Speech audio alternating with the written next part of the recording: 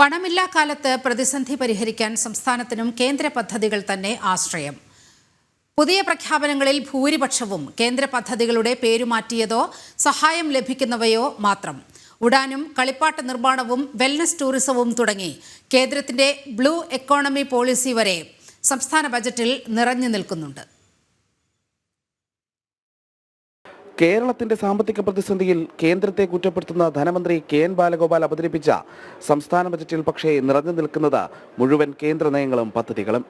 കളിപ്പാട്ട നിർമ്മാണ ഹബിനായി 5 കോടി രൂപയാണ് ധനമന്ത്രി സംസ്ഥാന ബജറ്റിൽ പ്രഖ്യാപിച്ചത്. 2020 മോദി സർക്കാർ കൊണ്ടുവന്ന ആത്മനിർഭർ കളിപ്പാട്ട പദ്ധതിയുടെ ചുവട് പിടിച്ചാണ് കേരളത്തിലെ പ്രഖ്യാപനം.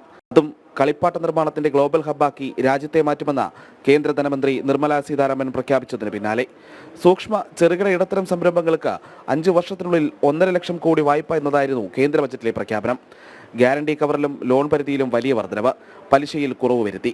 ഇതിന്റെ ചുവട് പിടിച്ച് MSMEകൾക്ക് 5% പലിശയിൽ 10 കോടി വരെ വായ്പ നൽകുമെന്ന് ബാലഗോപാലിന്റെ പ്രഖ്യാപനം. Expand your office EO sir, സ്വന്തമായി ഭൂമി കൈവശമുള്ളതും 100-ൽ കൂടുതൽ പേർക്ക് തൊഴിലവസരം നൽകാൻ കഴിയുന്നതും ചുരുങ്ങിയത് 3 വർഷമെങ്കിലും വിജയകരമായി പ്രവർത്തിച്ചു വരുന്നതുമായ ഒരു സ്റ്റാർട്ടപ്പ് അല്ലെങ്കിൽ MSME സ്ഥാപകന് സ്വന്തം ഭൂമിയിൽ കോവർക്കിംഗ് സ്പേസുകൾ നിർമ്മിക്കാൻ സർക്കാർ 10 കോടി രൂപ വരെ 5% പലിശയിൽ വായ്പ നൽകും.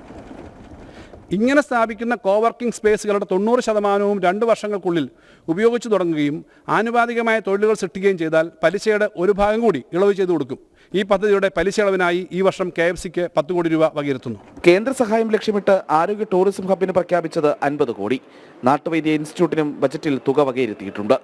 ടൂറിസ്റ്റ് ഹോം മുദ്രാ ലോൺ പദ്ധതി പേര് മാറിയപ്പോൾ കേരള ബജറ്റിൽ മൈസ് ടൂറിസമായി മാറി. സ്കിൽ ഇന്ത്യ മിഷനുമായി സഹകരിച്ച് നൈപുണ്യ വികസന കോഴ്സുകൾ കേരളത്തിലും വർദ്ധിപ്പിക്കും. കേന്ദ്ര സർക്കാരിന്റെ ബ്ലൂ എക്കണോമി പോളിസിയിൽ കേരളത്തിന്റെ സാധ്യത ഉപയോഗപ്പെടുത്താൻ ലക്ഷ്യമിട്ടാണ് ബ്ലൂ ബിസിനസിന് 10 കോടി അനുവദിച്ചത്. സമുദ്ര ഭക്ഷ്യ ഉൽപാദന വ്യവസായമടക്കമുള്ള വമ്പൻ പദ്ധതികൾക്കും ഭാവിയിൽ സാധ്യത തെളിയുന്നു. Green hydrogen, Sagarmala, pilgrim tourism, Udan തുടങ്ങിയ കേന്ദ്ര പദ്ധതികളുടെ ചുവടുപിടിച്ചുള്ള മറ്റ് നിരവധി പ്രഖ്യാപനങ്ങളും സംസ്ഥാന ബജറ്റിലുണ്ട്. പ്രജിത് മോഹനൻ, ജനം, തിരുവനന്തപുരം.